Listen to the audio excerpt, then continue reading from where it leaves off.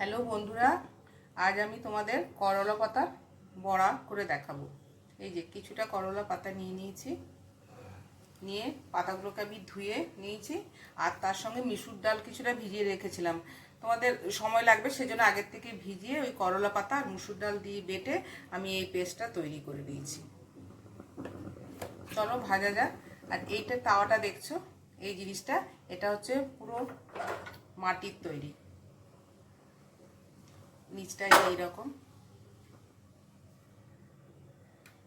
এটা আমার দাদা আমাকে গিফট করেছিল,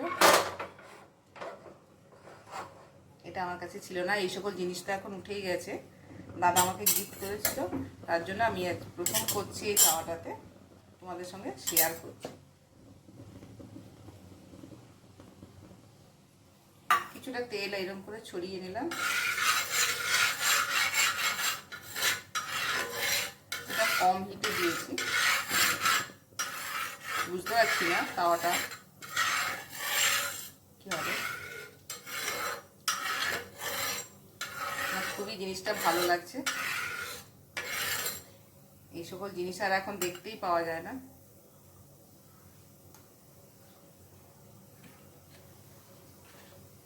তেলটা তো ফুটছে দেখছি, তাওয়াটা প্রায় গরম হয়ে গেছে। এই যে এই বাটাগুলো এরকম করে দিয়ে দেবেন।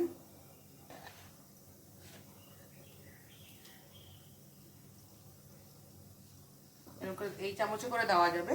তবে একটা কথা বলে রাখি, সবসময় যদি এইরকম চামচ ইউজ করেন যে কোনো বড়া ভাজার সময়, তাহলে ভালো হয় এটা দেওয়ার সময়। এই যে এর মধ্যে এই গ্যাপটা ফাঁকগুলো থাকে, তো এই চামচটায় এয়ারটা একটু ঢোকে, সেই জন্য বড়াগুলো একটু ভালো মুচমুচে হয়।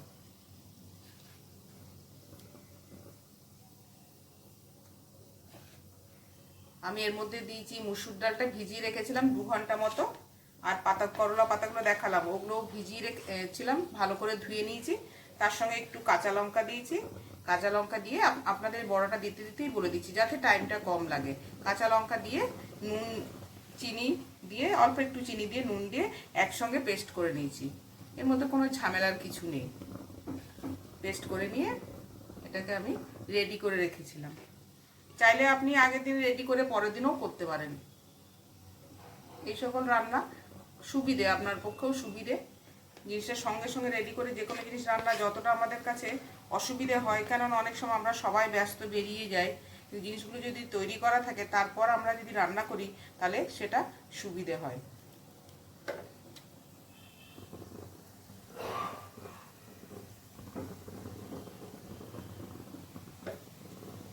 গ্যাসটা আমার সিমেই দেওয়া আছে। এটার হ্যান্ডেলটা এই যে,